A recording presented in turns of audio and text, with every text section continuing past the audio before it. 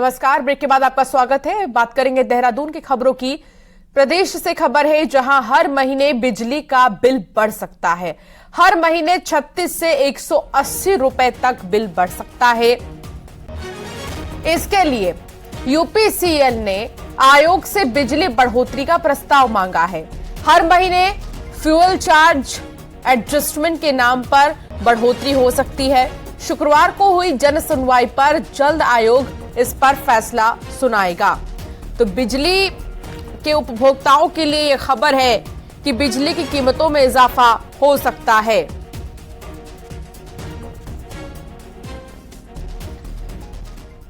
उत्तराखंड के सरकारी अस्पतालों में दवाई की सप्लाई का ठेका दिलवाने के नाम पर एक कॉन्ट्रैक्टर से 3 करोड़ रुपए की ठगी का मामला सामने आया है। खास बात तो यह है कि ठगी का आरोप सचिवालय से जुड़ रहे कर्मचारी समेत कुल 5 लोगों पर लगा है। पुलिस ने अलग अलग धाराओं में केस दर्ज कर लिया है। पीड़ित संजीव कुमार की शिकायत पर सचिवालय से हाल में रिटायर हुए प्रकाश चंद्र उपाध्याय, उनकी पत्नी समेत महेश महारिया, सौरभ शर्मा और सोनम के खिलाफ केस दर्ज हुआ है। देखिए, एक मुकदमा कोतवाली में पंजीकृत हुआ है जिसमें कि जो पीड़ित हैं उनके द्वारा ये बताया गया है कि उनकी एक फार्मास्यूटिकल कंपनी है और ऑफलाइन टेंडर दिलाने के नाम पर जो एक्यूज हैं उनके द्वारा उनसे और उनकी सहयोगी फर्मों से लगभग 3 करोड़ 45 लाख रुपए जो है ठग लिए गए, जो कि कमीशन के नाम पर ऑनलाइन फीस के नाम पर जो है उनसे लिए गए हैं। इस संबंध में मुकदमा पंजीकृत किया गया है। और नैनीताल की डीएम वंदना सिंह का गुस्से वाला वीडियो सोशल मीडिया पर काफी वायरल हो रहा है। दरअसल डीएम वंदना सिंह आपदा के बाद उसका जायजा लेने के लिए लोगों से परेशानी जानने पहुंची थी। यहां सुशीला तिवारी अस्पताल के पीछे निरीक्षण के दौरान लोगों ने सिंचाई की नहर लंबे समय से साफ न होने की शिकायत डीएम मैडम को की, लेकिन इस पर सिंचाई विभाग के अधिकारी सफाई पेश करने लगे। इसके बाद डीएम मैडम का गुस्सा ही फूट पड़ा। उन्होंने अधिकारियों को बकवास बंद करने की नसीहत दे डाली है। साथ ही कह डाला कि आपको काम करना नहीं, बहाना बनाने आता है। इस रवैये से लोगों की मदद नहीं होगी।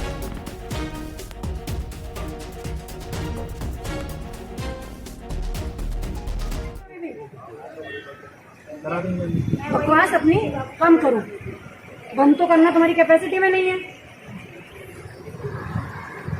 ये तरीका नहीं है इनकी, ये आपकी गलती है विभाग की, जिसकी वजह से लोगों का नुकसान होता है। देखकर आ रहे हो ना, घर में आदमी ने सुबह से खाना नहीं खाया, अपनी सफाई करने में लगा अपना, लोगों के पास पहनने के कपड़े तक नहीं बचे। आपको शर्म नहीं आ रही तो मुझे फोटोग्राफ दिखा रहे हो। अभी भी गलती मानने की बजाय जस्टिफिकेशन लेने में लगे हैं। इस एटीट्यूड से नहीं होगी लोगों की मदद। तो एक तरफ उत्तराखंड में लगातार भारी बारिश का सिलसिला जारी है। एक बार फिर से तेज बारिश का रेड अलर्ट जारी हुआ है। 12, 13 और 14 अगस्त के लिए तेज बारिश का रेड अलर्ट जारी किया गया है। 7 जिले ऐसे हैं उत्तराखंड के जिसको लेकर मौसम विभाग ने अलर्ट जारी किया है और इनमें कहा जा रहा है कि टिहरी, देहरादून, पौड़ी, हरिद्वार, नैनीताल, चंपावत, उधम सिंह नगर जिलों में तेज बारिश हो सकती है, जिसके बाद सभी जिलों में डीएम को एडवाइजरी भी भेजी गई है। आपदा कंट्रोल रूम से इसकी मॉनिटरिंग की जा रही है। पिछले करीब हफ्ते भर से लगातार राज्य में बारिश हो रही है, जिसमें कई जगह नुकसान हो चुका है। पिछले दिनों हुई बारिश में हल्द्वानी और कोटद्वार में सबसे ज्यादा नुकसान हुआ। वहां बारिश ने खासा तांडव मचाया है, लिहाजा हल्द्वानी और कोटद्वार में लोग फिर से डरे हुए हैं।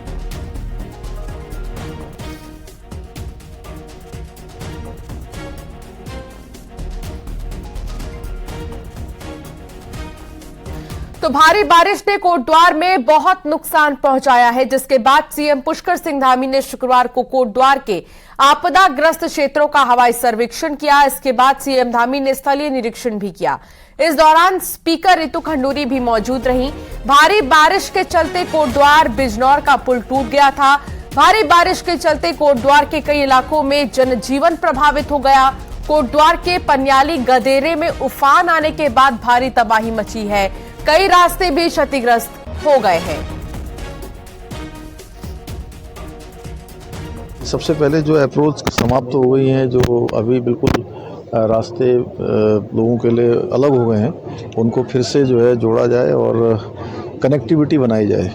उस पर काम हो रहा है। बाकी जो लोगों के लिए खाद्य सामग्री है, अन्य चीज़ें हैं, जो भी ज़रूरत के सामान हैं, उन सब के लिए हम लोग लगातार निर्देश हैं। सभी को कहा जा रहा है कि शासन प्रशासन के लोगों को कि हर प्रकार से आपदा प्रभावितों की मदद करें।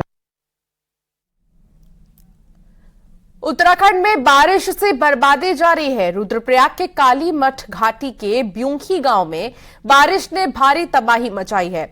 बादल फटने से कुछ घरों को भारी नुकसान हुआ है, कई घरों में मलबा घुस गया है और भारी नुकसान की खबर है। बादल फटने के बाद से बरसाती नाले भी उफान पर हैं और कई जगह लैंडस्लाइड का भी खतरा मंडरा रहा है।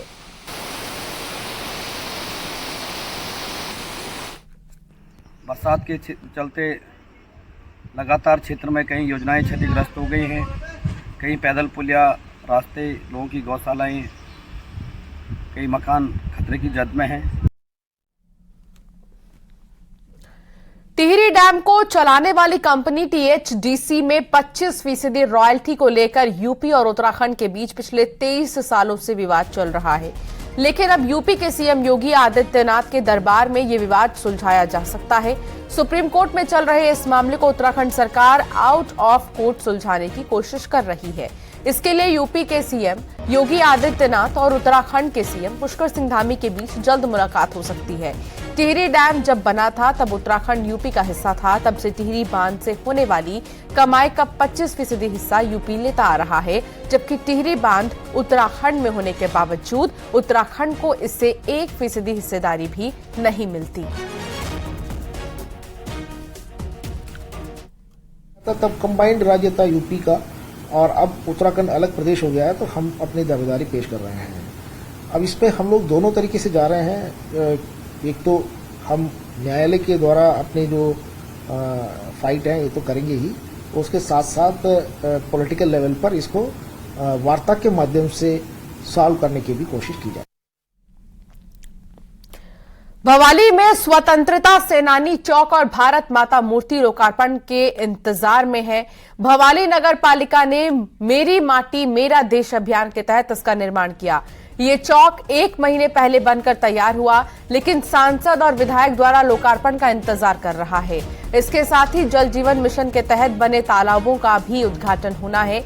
बता दें कि केंद्र सरकार ने मेरी माटी मेरा देश अभियान जारी किया है। इसके तहत भवाली पालिका ने शहीद परिवारों के घर की मिट्टी ली और इस अभियान को आगे बढ़ाया। भवाली देवी मंदिर के पास बने इस चौक पर भारत माता की मूर्ति और सेनानी चौक का उद्घाटन होना है।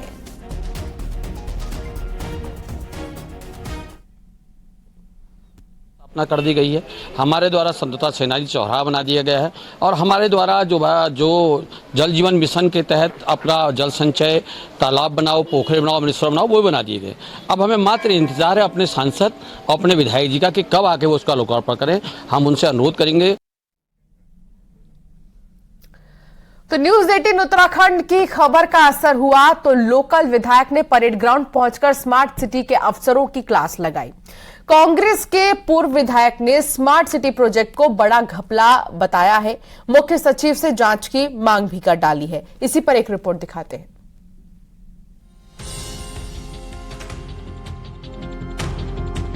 गुरुवार को न्यूज 18 ने देहरादून के परेड ग्राउंड की खराब हालत पर खबर दिखाया कि कैसे घास को रौंद कर रेत डालकर 15 अगस्त की परेड के लिए ट्रैक बनाया जा रहा है। खबर का असर हुआ तो शुक्रवार को राजपुर इलाके के विधायक खजानदास खुद परेड ग्राउंड पहुंचे और स्मार्ट सिटी के अफसरों को भी मौके पर तलब किया।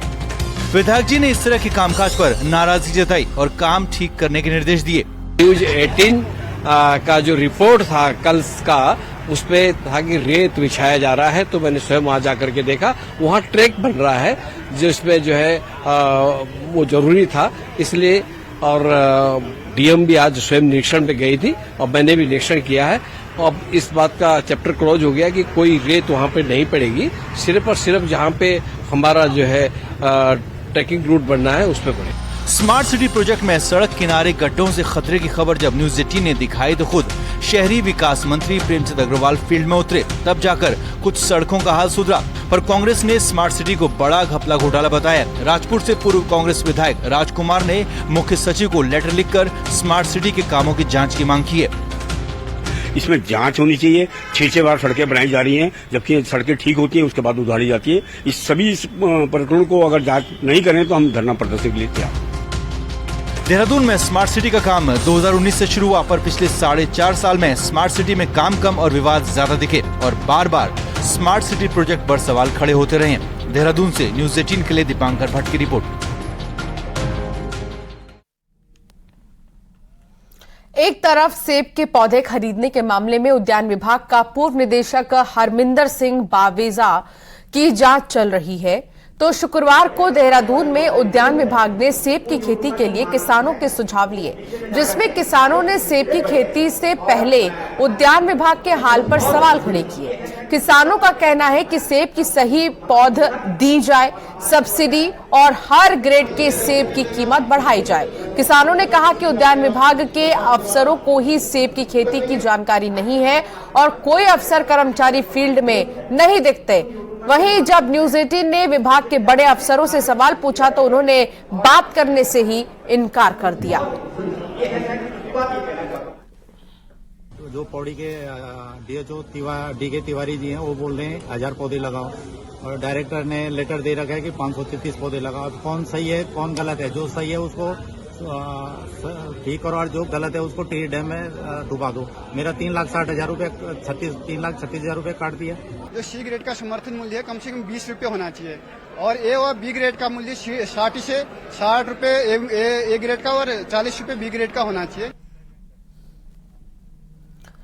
डिजिटल क्रांति के दौर में भी संचार सेवा से महरूम सैकड़ों गांवों में जल्द ही मोबाइल की घंटी बजेगी। पिथौरागढ़ में चीन और नेपाल बॉर्डर पर 74 मोबाइल टावर लगाने को हरी झंडी मिल गई है। देखिए रिपोर्ट।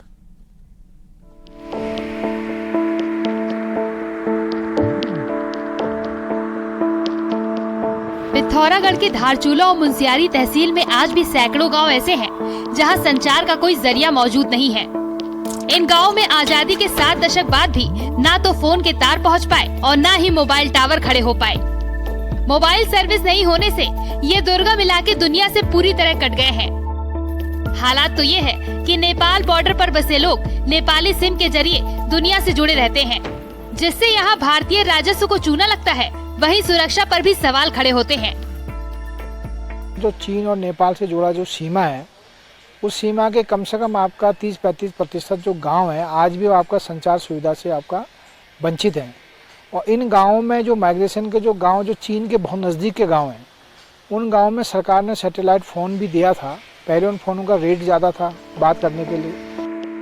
दशकों के इंतजार के बाद बॉर्डर इलाकों को मोबाइल से जोड़ने का प्लान अब धरातल पर उतर रहा है। बीएसएनएल इन इलाकों में 74 मोबाइल टावर लगाने जा रहा है। टावर लगाने के लिए लैंड ट्रांसफर कर दी गई है। यही नहीं, कई जगहों पर टावर लगाने का काम भी शुरू हो गया है। दुर्गम गांवों में मोबाइल कनेक्टिविटी होने पर हजारों की आबादी को सीधा फायदा होगा। 74 जगह आइडेंटिफाई की है जो शैडो एरिया है, जहाँ पे बीएसएनएल के टावर लगाए जा रहे हैं, और 74 जो एरिया है उसमें अधिकांश जगह लैंड ट्रांसफर हो चुका है और उन्होंने विद्युत कनेक्शन के लिए भी यूपीसीएल को लिखा है। चीन और नेपाल से सटे इलाकों में मोबाइल सर्विस शुरू होने के कई फायदे हैं। इससे जहां लोगों की नेपाली मोबाइल सर्विस पर निर्भरता खत्म होगी, वहीं बॉर्डर में तैनात सुरक्षा बलों को भी राहत मिलेगी। यही नहीं, नेपाली सिम यूज करने से जो रेवेन्यू का नुकसान भारत को होता है, उस पर भी लगाम लगेगी। न्यूज़ 18 के लिए पिथौरागढ़ से विजय वर्धन उप्रेती की रिपोर्ट। बागेश्वर में उपचुनाव के लिए सरगर्मियां तेज हैं, लेकिन इस बीच चुनाव को लेकर बागेश्वर से ही बड़ी खबर आ रही है। दोनों पार्टियों के जिले के दफ्तर के हाल देखकर बहुत कुछ साफ नजर आ रहा है। बागेश्वर में कांग्रेस के दफ्तर में ताला लगा हुआ है, जबकि बीजेपी ऑफिस में खासी भीड़ नजर आ रही है।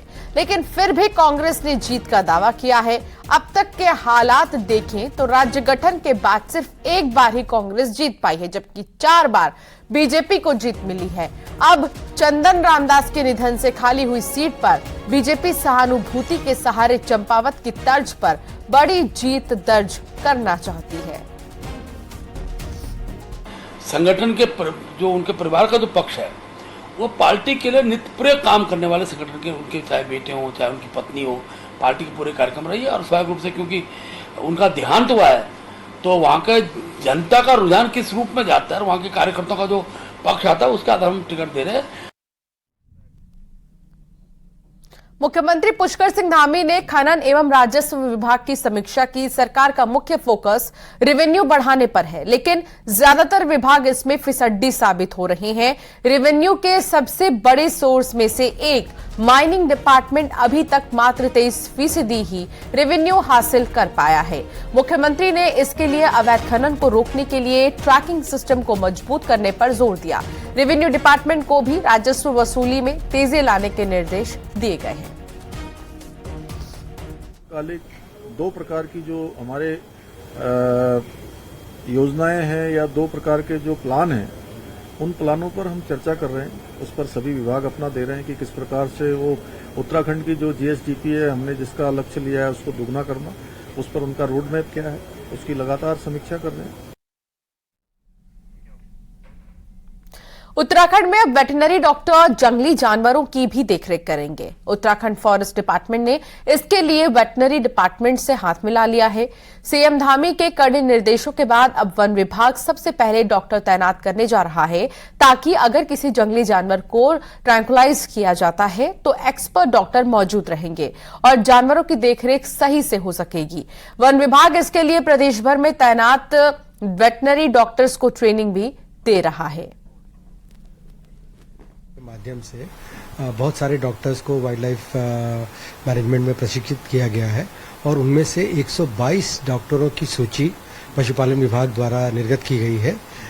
वो डॉक्टर्स जहां पर भी तैनात हैं वहां मानव वन जीव संघर्ष की किसी भी घटना में आवश्यकता होने पर इस के लिए कार्य करेंगे और इसमें वन विभाग को मदद इससे निश्चित रूप से इससे वाइल्ड लाइफ कंजर्वेशन में बहुत मदद मिलेगी।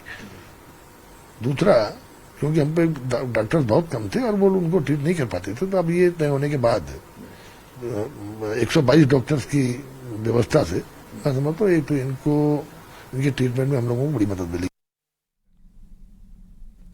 और एक नजर पहाड़ की टॉप 10 खबरों पर नॉनस्टॉप अंदाज में। कोटद्वार में बने आपदा के हालातों पर कांग्रेस ने सरकार पर आरोप लगाया कि बारिश से पहले सरकार ने कोई प्लानिंग नहीं की। रानीखेत में महिलाओं को राखी, बैग और आभूषण सहित कई उत्पाद बनाना सिखाया गया, जिससे महिलाओं को रोजगार मिल सके। सीमा सुरक्षा बल के आईजी अमित कुमार ने पिथौरागढ़ का दौरा किया। इस दौरान उन्होंने नेपाल बॉर्डर पर सुरक्षा का जायजा लिया। कांग्रेस के वरिष्ठ नेता तिलकराज बेहड़ ने लोकसभा चुनाव में नैनीताल उधमसिंह नगर सीट से चुनाव लड़ने की इच्छा की। जोशीमठ में सामुदायिक स्वास्थ्य केंद्र को शिफ्ट करने की तैयारियां शुरू। स्वास्थ्य विभाग और ग्रामीण निर्माण विभाग ने भूमि चयन कर प्रक्रिया शुरू की। लोकसभा में राहुल गांधी और अधीर रंजन चौधरी को निशाना बनाए जाने से नाराज कांग्रेस कार्यकर्ताओं ने हल्द्वानी में केंद्र सरकार का पुतला फूंका। कांग्रेस सांसद अधीर रंजन चौधरी को निलंबित किए जाने के विरोध में हरिद्वार में कांग्रेस कार्यकर्ताओं ने केंद्र सरकार का पुतला फूंका। उत्तरकाशी में 15 अगस्त से पहले हर घर तिरंगा फहराने के लिए डाकघर ने भी विशेष व्यवस्था की। काशीपुर में बारिश से ढेरा नदी के कटाव के कारण NH 74 में पुल के पास एक हिस्सा ढह गया। बाजपुर रोड एक और पूरी तरह से बैठ गई है। रामनगर में पेयजल प्लांट के कर्मचारी के साथ मारपीट, कर्मचारी की कार भी की गई क्षतिग्रस्त।